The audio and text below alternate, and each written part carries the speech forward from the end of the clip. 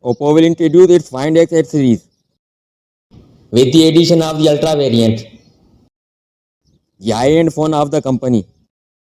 It will have a completely flat display instead of the micro quad cut screen.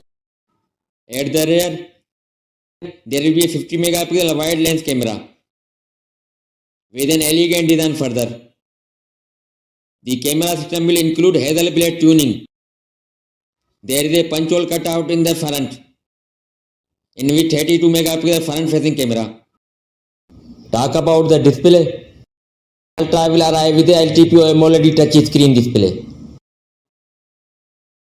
There will be an under-display optical fingerprint reader with a silky smooth refresh rate and the toughest Corning Gorilla Glass protection.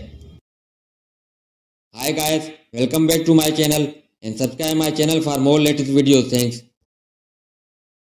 There will be 12 and 16 GB of RAM and storage will be 256, 512 GB and 1 TB. Smartphone will run on Android 15 operating system. That's all for now and thanks for watching.